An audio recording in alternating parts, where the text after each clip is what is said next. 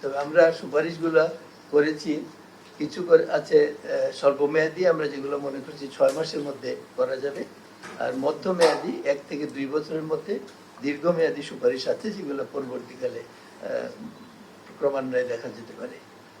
আর আমাদের সংস্কার কমিশনে আমরা একটি বিষয় অনুভব করেছি, সেটা হলো যে জনপ্রশাসন সংস্কার ইট cannot B A one shot affair, এটার একটা কন্টিনিউটি থাকতে হবে। সেই জন্য আমরা রিকমেন্ড করেছি যে একটা স্থায়ী জনপ্রশাসন সংস্কার কমিশন থাকা উচিত, যাতে করে মাঝে মাঝে এটা রিভিউ করা হয় instead of setting up a commission every time. আর আরেকটা হলো যে এই কমিশন যাতে এবারের যে কমিশনগুলোর রিপোর্ট এইগুলো বাস্তবায়নের এই জিনিসটা তদারকি করতে পারে, watch on the things.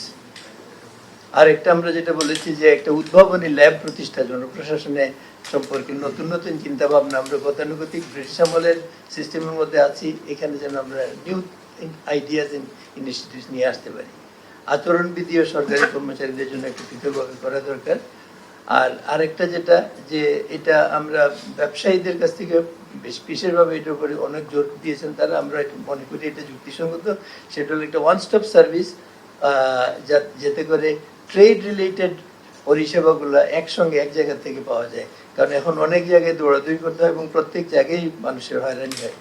Passport পাওয়া মানুষের, বাংলাদেশের নাগরিকদের, সব দেশের নাগরিকের মৌলিক অধিকার। এ ব্যাপারে ইতিমধ্যেই সরকার অবশ্য একটা, আমি শুনেছি যে পদক্ষেপ গ্রহণ করেছেন, যাতে করে তাড়াতাড়ি পাসপোর্ট ইস্যু করা যায় এবং পুলিশ ভেরিফিকেশন না লাগে। গণশুনানির একটা সুপারিশ আমরা করেছি, যে এটা বিভিন্ন অভিযোগ শোনার জন্য পাবলিক হিয়ারিং এর যাতে ব্যবস্থা করা যায় বিভিন্ন পর্যায়ে। একইভাবে আমরা নাগরিক কমিটি গঠনের উপর একটা সুপারিশ করেছি, যে জেলা নাগরিক কমিটি ও উপজেলা নাগরিক কমিটি যাতে গঠিত হয়, যাতে করে নাগরিকদের প্রতিনিধিরা নিয়মিতভাবে সরকারের কাজকর্ম বিভিন্ন পর্যায়ে তারা সেটা দেখতে পারে, এবং সেই তার সঙ্গে স্থানীয় এনজিও এবং সামাজিক সংস্থার সম্পৃক্ততার কথা আমরা বলেছি। আমরা আরেকটি বলেছি যেটা, যে সেবা প্রদানের ক্ষমতা স্থানীয় কর্তৃপক্ষের নিকট হস্তান্তর করা। এখন যেটা হয়, all are centrally control from the headquarter from the ministry, এইটা যাতে না হয়, যাতে ডিপার্টমেন্ট জেলা এবং উপজেলা পর্যায়ে এই ক্ষমতাটা ডাইভেস্ট করা যায়। বিভিন্ন জায়গায় প্রত্যেক প্রতিষ্ঠানে হটলাইন স্থাপন করা উচিত, যাতে করে মানুষ সহজে যোগাযোগ করতে পারে। আমাদের রিপোর্টগুলো আমরা স্বল্পমেয়াদী, মধ্যমেয়াদী, যেটা আমি আগেই বলেছি, এবং দীর্ঘমেয়াদী হিসেবে আমরা ভাগ করেছি।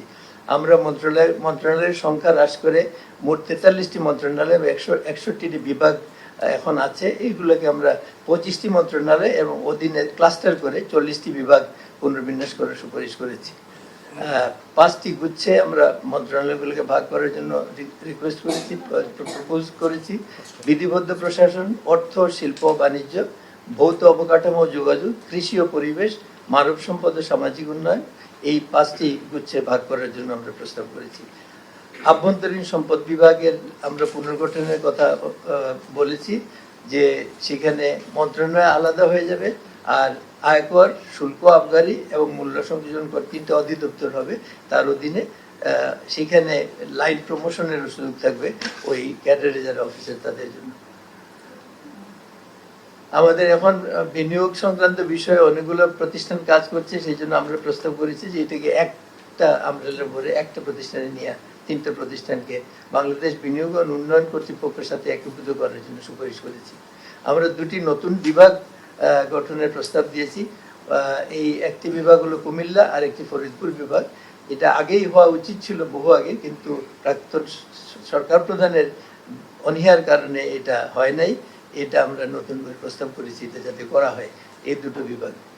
আর জেলা প্রশাসক, এই পদবিটি নিয়ে মানুষের মধ্যে নানান ভুল বোঝাবুঝি আছে, সেই জন্য আমরা এটাকে এই 2টি পদবি চেঞ্জ করে জেলা ম্যাজিস্ট্রেট ও জেলা কমিশনার, আর উপজেলা commissioner, sub district commissioner and district magistrate and district commissioner করার জন্য প্রস্তাব করেছি।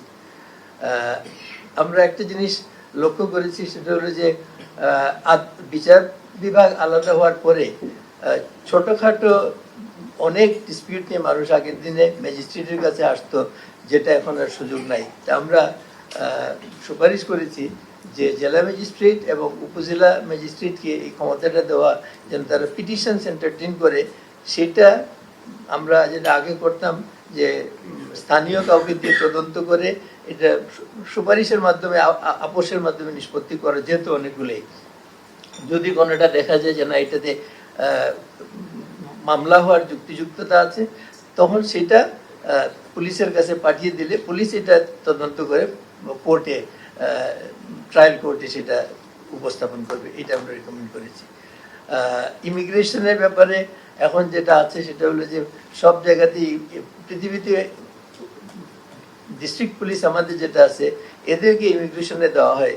এরা এদের অ্যাটিটিউড সারা জীবনের চাকরির অভিজ্ঞতায় কারণে বিমানবন্দরগুলোতে বা মানে আমাদের স্টেশনগুলোতে মানুষের সঙ্গে কিভাবে ব্যবহার করতে হয় এইটা তারা ঠিক সঠিকভাবে করেন না। এই জন্য আমরা অনেক দেশেই পৃথিবীতে আছে এটা আলাদা ইমিগ্রেশন সার্ভিস, যেখানে তাদের ট্রেনিংই হবে শুরু থেকে এবং এই ডিপার্টমেন্টেই তারা চাকরি করবেন। এটা আলাদা একটা ইমিগ্রেশন সার্ভিস করার জন্য আমরা বলেছি। ভূমি রেজিস্ট্রেশন নিয়ে অনেক সমস্যা।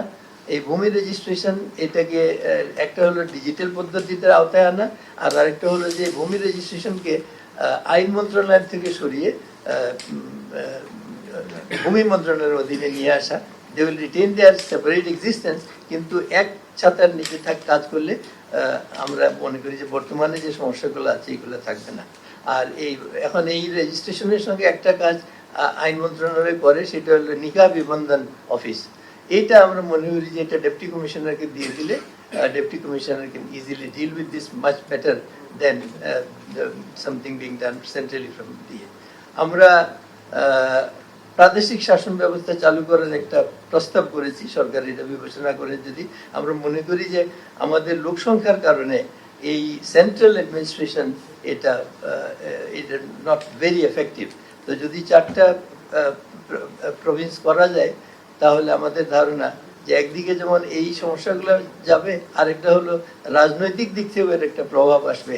কারণ ওয়ান সেন্ট্রাল গভর্নমেন্ট, কেউ একবার বসে গেলে সে he or she can control the entire country, influence. Province হইলে এটা আমরা মনে করি যে এটা সম্ভব হবে না। এবং ভারত, পাকিস্তান সহ নেপাল, বিভিন্ন দেশে এই ব্যবস্থা আছে, কাজে আমরা এটা মনে করি এটা করা উচিত। আমরা আরেকটা সুপারিশ করেছি যে রাজধানীর জন্য একটা আলাদা, এটা ঢাকা, গ্রেটার ঢাকা ইনক্লুডিং নারায়ণগঞ্জ নিয়ে একটা ক্যাপিটাল সিটি গভর্নমেন্ট বা ক্যাপিটাল অথরিটি করা উচিত, এটা আমরা সুপারিশ করেছি। জেলা পরিষদ এখন কোনো বাস্তবতার মধ্যে আমরা যেটা দেখেছি এটার বহাল রাখার প্রয়োজন নেই, আমরা এটাকে বাতিল করার, অ্যাবলিশ করার জন্য বলেছি। আমরা বিভিন্ন ক্যাডারে, আমি আর ডিটেলসের মধ্যে যেতে চাই না, বিভিন্ন ক্যাডারকে কোনো জায়গায় একত্রিত করা, কোনো জায়গায় অন্য একাধিক একীভূত করা, এটা আমরা সুপারিশ করেছি। এবং এগুলো আমরা মনে করি যে স্বল্প এবং দীর্ঘমেয়াদী এগুলো করা সম্ভব। আমরা একটা সুপিরিয়র এক্সিকিউটিভ সার্ভিস গঠনের জন্য প্রস্তাব করেছি, যাতে করে শীর্ষ পদে যাওয়ার জন্য সকলের একটা সুযোগ হয়। কিছু বাইরের থেকেও যাতে 5% যাতে বাইরের থেকে, বিদেশে আছে কেউ আসতে চায়, তাদেরকে যদি এরকম প্রতিভাবান হয় তাদের যাতে আনা যায়।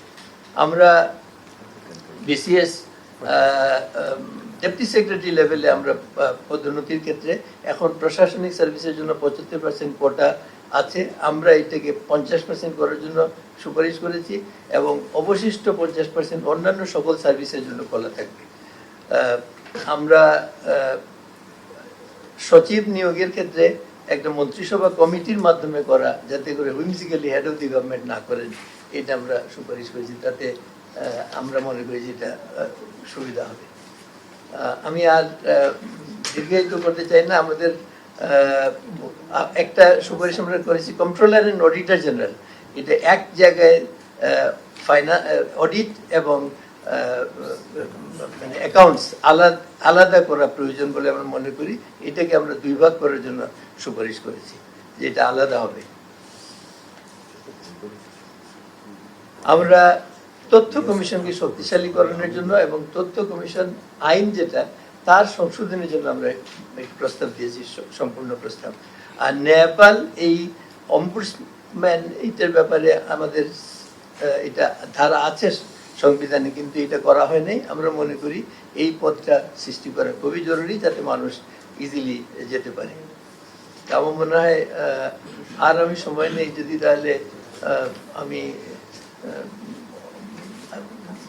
গাইডলাইন ভায়োলেট করে ফেলবো, সেই জন্য আমি করতে চাই না। আমি এখানে শেষ করতে চাই। আমরা আরেকটা শুধু এই কথাটা বলে দিই যে আমরা দেখেছি যে মন্ত্রী প্রতিমন্ত্রী একান্ত সচিব হওয়ার পরে যে অফিসাররা হয় তাদের জন্য পরবর্তী চাকরি জীবন খুব দুর্বিষহ হয়ে যায়। তো আমরা সুপারিশ করেছি যে এইটা মন্ত্রী প্রতিমন্ত্রীর একান্ত সচিব, সহকারী একান্ত সচিব ওনারা নিজেদের পছন্দ মতো বাইরের থেকে নেবেন, সরকারি আমলারা এখানে না যাওয়া আমরা রিকমেন্ড করি, কারণ ওখানে গেলে এই অসুবিধাগুলো হয়, এরা পরবর্তীকালে নানানভাবে হেনস্থা হয় চাকরির ক্ষেত্রে। তো এটা আমরা একটা সুপারিশ করেছি। আর আরো আছে অনেকগুলো, বাট আমি আমার মনে হয় এখানে শেষ করি। আপনাদেরকে অনেক ধন্যবাদ।